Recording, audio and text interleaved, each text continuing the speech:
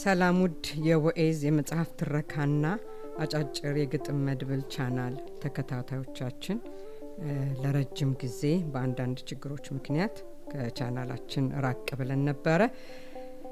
አሁን ግን ተመልሰን መጥተናል። ካቆምንበት ለመቀጠል የአቡነ ተክለ ሃይማኖትን የህይወት ታሪክና አስተዋጽኦ ከጸሐፊው ዲያቆን ዳንኤል ክብረት ያቀረበውን መጽሐፍ ከዚህ ቀደሙ ንባብ የአቡነ ተክለ ሃይማኖት የህይወት ታሪክና አስተዋጽኦ ምዕራፍ 2 ከገድለ ተክለ ሃይማኖት እስከ ቁጥር 15 ድረስ አንብበን ነበር። ዛሬ ደግሞ ከዚሁ ከገድላተ ተክለ ሃይማኖት ከቁጥር 16 ጀምሮ እናነባለን። ስለምታዳምጡን ከልብ አመሰግናለሁ። አቡነ ተክለ ሃይማኖት የህይወት ታሪክና አስተዋጽኦ ገድላተ ተክለ ሃይማኖት ቁጥር 16 ገድለ ተክለ ሃይማኖት ዘአዘዞ ተክለ ሃይማኖት። ገድሉ የ18ኛው መክዝ ቅጂ ነው። በገድሉ ህዳግ ላይ ከተጻፉት ማስታወሻዎች መካከል ጥንታዊው የ18ኛው መክዝ ማስታወሻ በመሆኑ መጽሐፉ የሚጀምረው በብዕለ ነገስት ነው። በመቀጠልም የአቡነ አረጋዊን ገድል ይጽፋል። በሶስተኛው ደረጃ መጽሐፈ ገድሉ ቀርቧል። በገድሉ መጀመሪያ የአቡነ ተክለ ሃይማኖትንና የሰለሞናውያንን ነገስታትን የዘር ሐረግ ይዘረዝራል።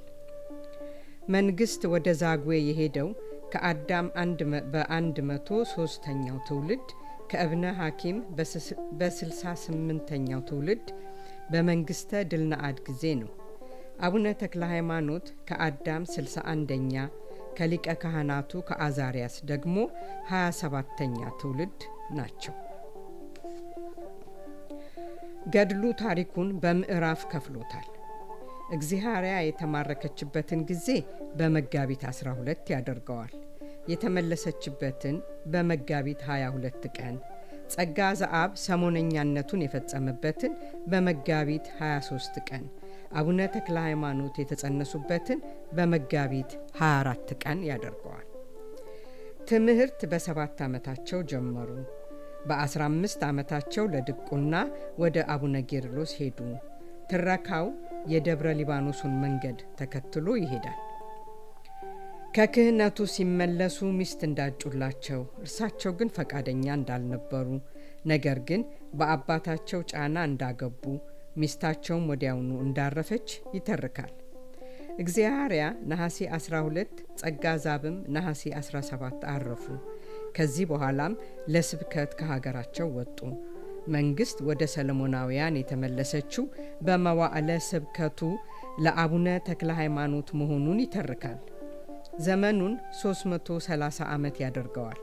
በመቀጠልም ከድልነአድ እስከ ይኩኖ አምላክ የነበሩትን የሰለሞን ዘር ነጋሴያን ይዘረዝራል። በማስከተልም ነገስታቱን ይህንን ሁሉ ላደረገላችሁ ለተክለ ሃይማኖት ምን ዋጋ ትከፍሉታላችሁ ሲል ይጠይቃል። የአዘዞ ገድለ ተክለ ሃይማኖት የደብረ ሊባኖሱ ቅጂ በጎንደር ዘመን እንደገና የተጻፈበትን መልክ የሚያሳየን ነው።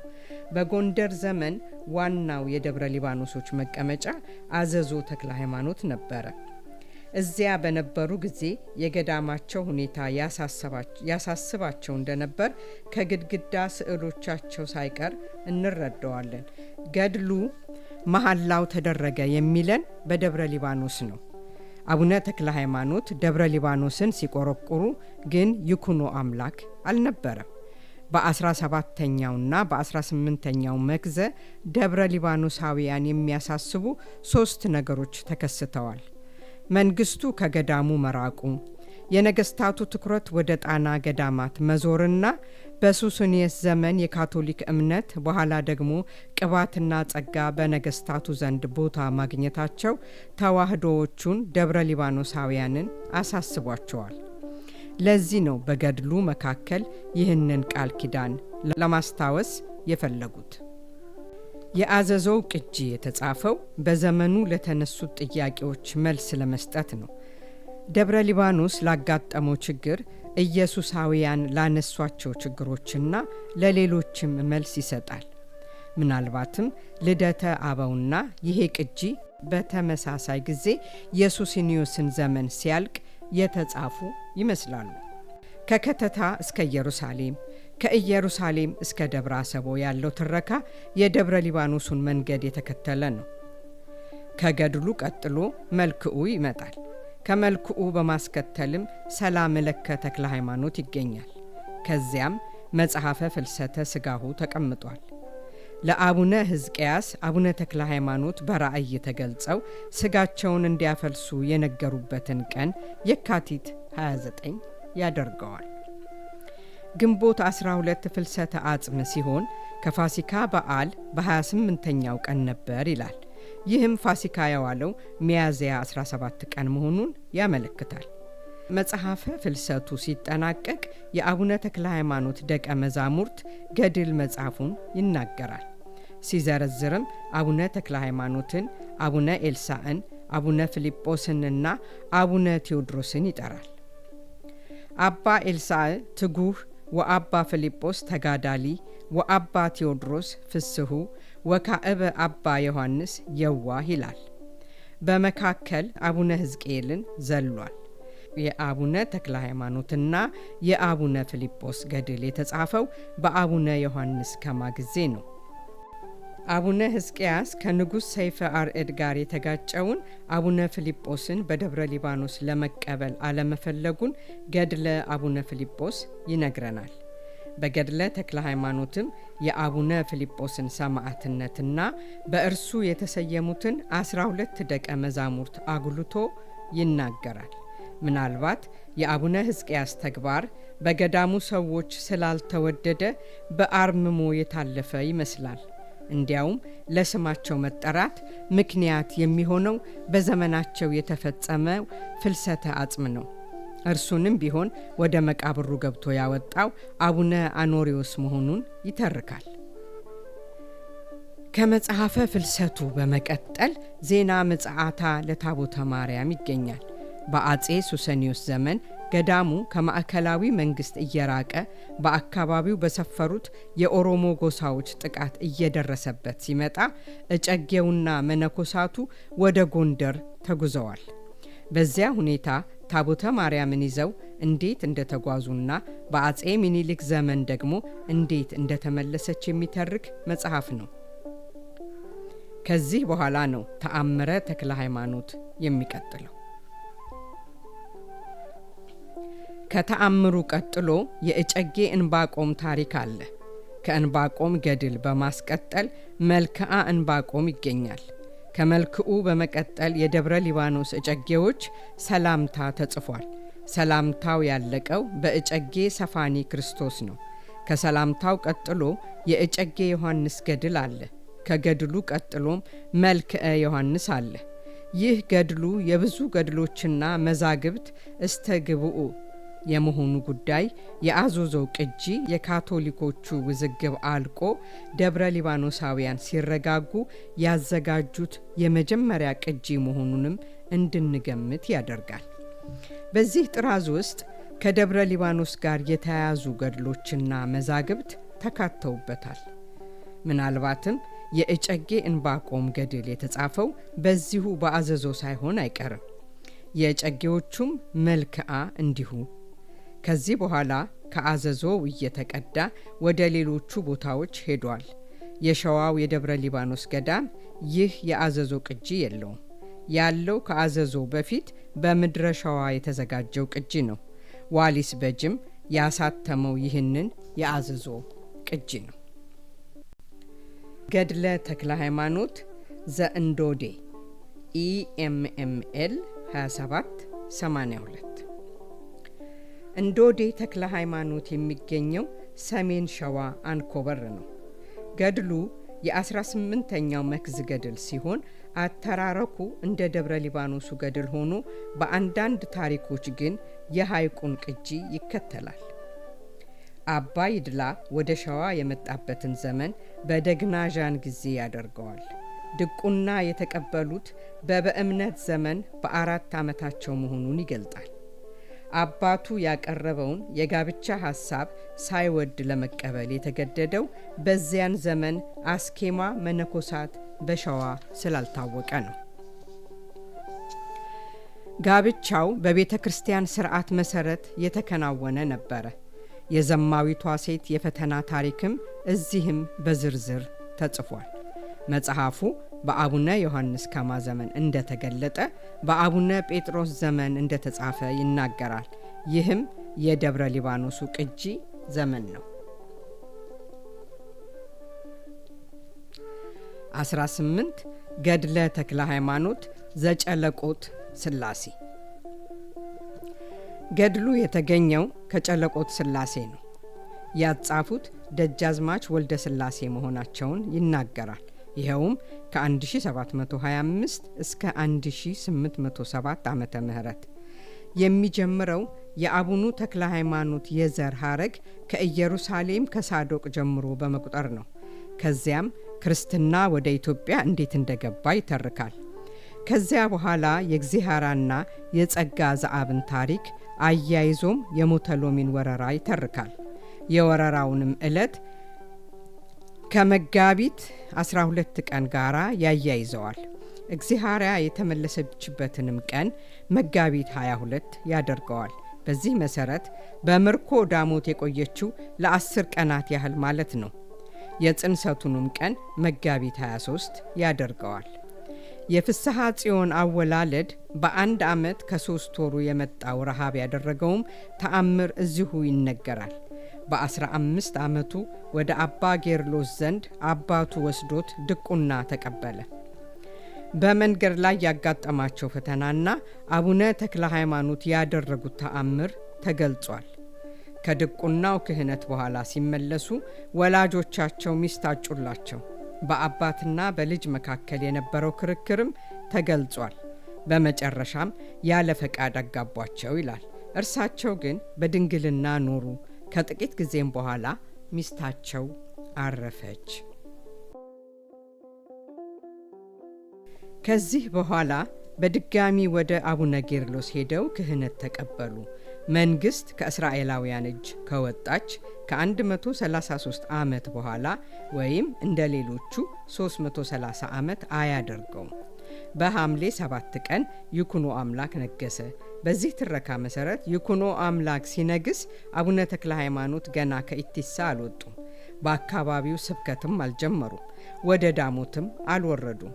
በነሐሴ 12 እግዚአርያ በነሐሴ 17 ጸጋ ዘአብ አረፉ።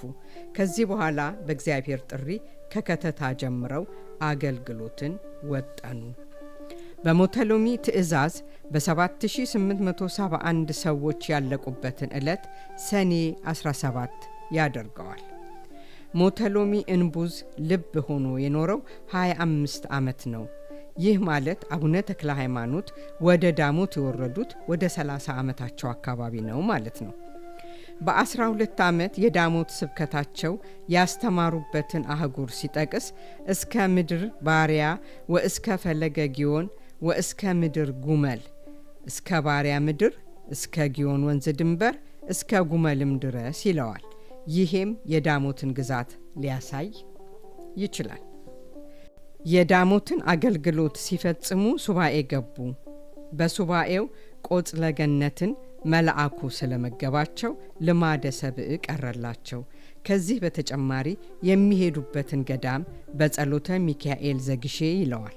ወደ አምሃራ የሄዱበት መንገድ፣ በመንገድ የገጠማቸው መነኮስ ታሪክ በሌሎችም የታወቀ ነው። በአባ በጸሎተ ሚካኤል ዘንድ 10 ዓመት አገልግለው ወደ ሐይቅ ገዳም ገቡ። አባ በጸሎተ ሚካኤልን ሲያገኟቸው ከመ ታልብሰኒ አልባሰ ምንኩስና ብህትውናዊተ ሲተረጎም የብህትውና ልብስ የሆነችውን ልብሰ ምንኩስና ታለብሰኝ ዘንድ ነው ያሏቸው። ይህም በሐይቅ ስለፈጸሙት የምንኩስና ሥርዓት አይነት ፍንጭ ይሰጠናል። በሐይቅ እያሉ ያዩት ሰማያዊ ራእይ እዚህም አለ። በደብረ ሐይቅ 10 ዓመት ቆይተው ወደ ደብረ ዳሞ ወጡ። ወደ ደብረ ዳሞ የመጡበትን ምክንያት ነሲአ ቆብአ ወአስኬማ ሲተረጎም ቆብና አስኬማን ተቀበለ ይለዋል። ልብሰ ምንኩስናን በሐይቅ ነው ያገኙት። ከደብረ ዳሞ በኋላ የትግራይ ገዳማትን በማሰስ ቆዩ። ይሄኛው ገድለ አቡነ ተክለ ሃይማኖት ኢየሩሳሌም 3 ጊዜ እንደሄዱ ይተርካል። ሁሉም ይህንን ትረካ የሚከተሉ ቅጂዎች የኢየሩሳሌሙን ጊዜ 1 ዓመት ያደርጉታል። በ1 ዓመት 3 ጊዜ ኢየሩሳሌም መውረድ ግን የሚቻል አይመስልም። ከ3ኛው የኢየሩሳሌም ጉዞ በኋላ ወደ ደብረ ዳሞ፣ ከደብረ ዳሞ ወደ ሐይቅ ተጓዙ። ለአባ ኢየሱስ ሞዓም ቆብና አስኬማውን አደረሱ። ከዚያም ወደ አምሃራ ተጓዙ። የጉዞው ሁኔታ ከደብረ ሊባኖሱ ገድል ጋር ተመሳሳይ ነው። በግራሪያ ዋሻ ውስጥ የሚኖሩትን ደቀ መዛሙርት ቁጥር 15 ያደርገዋል።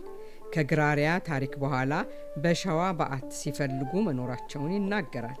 የመጀመሪያውንም ደቀ መዝሙር ዜና ማርቆስ መሆኑን ይናገራል። ደቀ መዛሙርቱም 16 መሆናቸውን ይተርካል። ቀደም ሲል 15 ያለው ዜና ማርቆስን ትቶ ይሆናል። ደቀ መዝሙሩንም የያዘው ጋኔል ታሪክ ገዳማትን እየፈለጉ በነበሩበት ጊዜ የተፈጸመ መሆኑን ይነግረናል። በደብረ ሊባኖስ ቅጂዎች አጋት የተባለችው ወንዝ እዚህ አልተገለጸችም።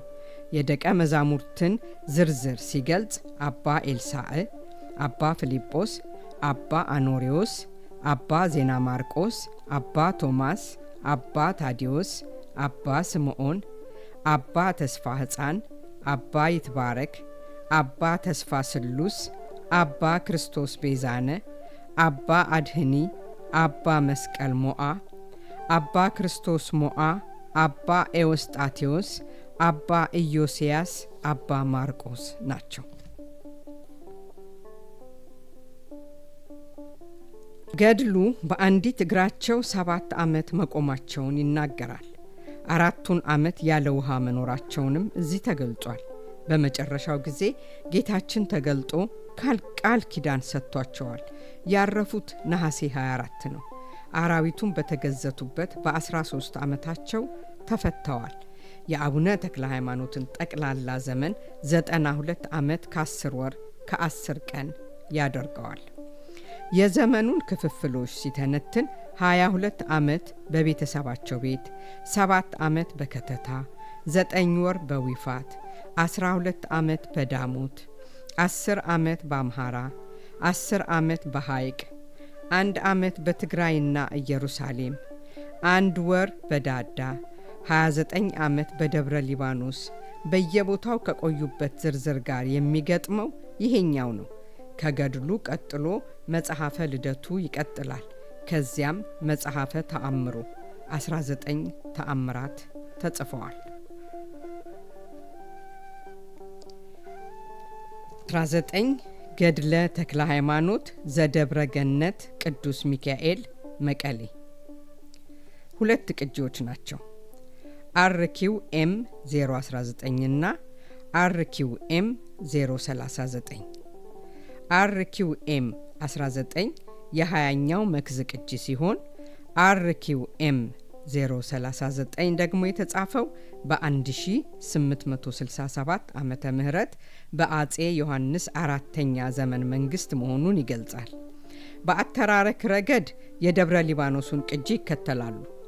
የተአምሮቻቸው ብዛት የሁለቱም 15 ነው። በአተራረክ የደብረ ሊባኖሱን መንገድ ቢከተሉም በተአምራት አመዘጋገብ ግን ጥንታዊውን ቅጂ ይከተላሉ። 20 ገድለ አቡነ ተክለ ሃይማኖት ዘአፈር ባይኔ ተክለ ሃይማኖት EMML 2408። ገድሉ በአተራረኩ የደብረ ሊባኖስን ቅጂ መንገድ የተከተለ ነው። የተጻፈው በ19ኛው መክዝ ሲሆን የሐይቅንና የደብረ ዳሞ ቆይታቸውን እኩል 11 ዓመት ያደርገዋል። በደብረ ሊባኖስ የቆዩበትንም ዘመን 12 ዓመት ከ10 ቀን ነው ይላል። የአቡነ ተክለ ሃይማኖትን የህይወት ጉዞ በዘመናት ከፋፍሎ ለማስቀመጥ ሞክሯል።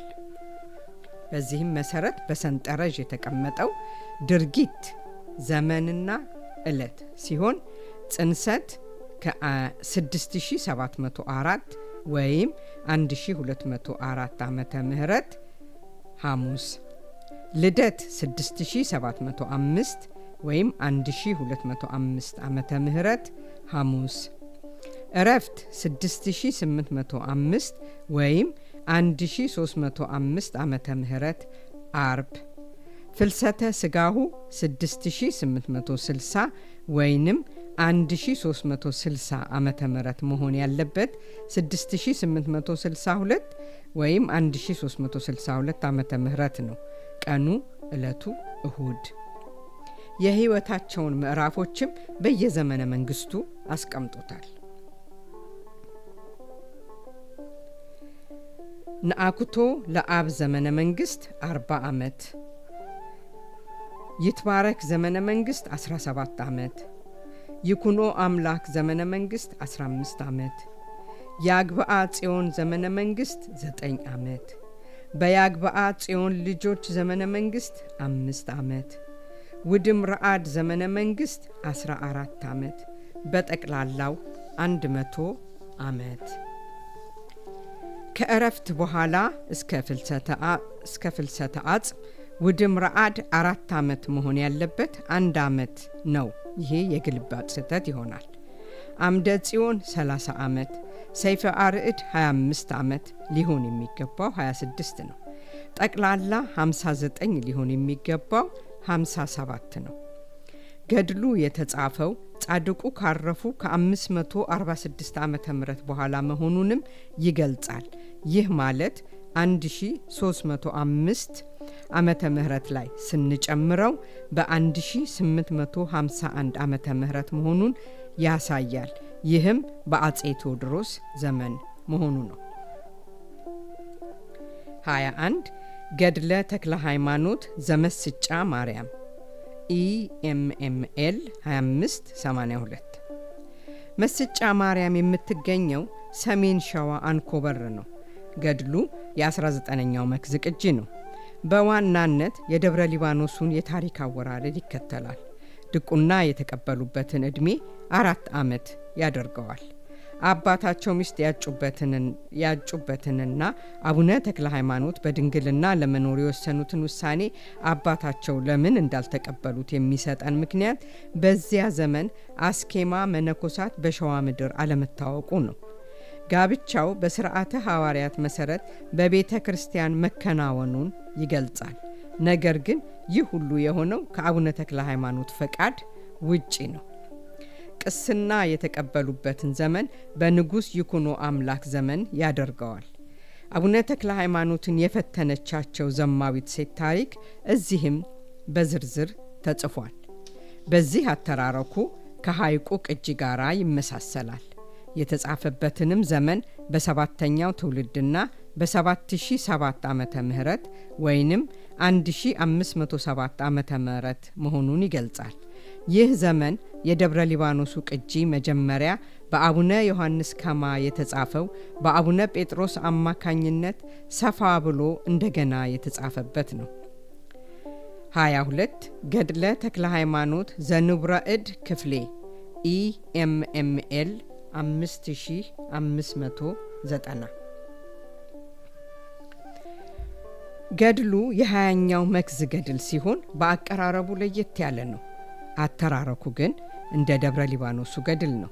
ይህንን ገድል ለየት የሚያደርገው የአቡነ ተክለ ሃይማኖትን የሕይወት ምዕራፍ በየወሩ ከፍሎ በማሳየቱ ነው።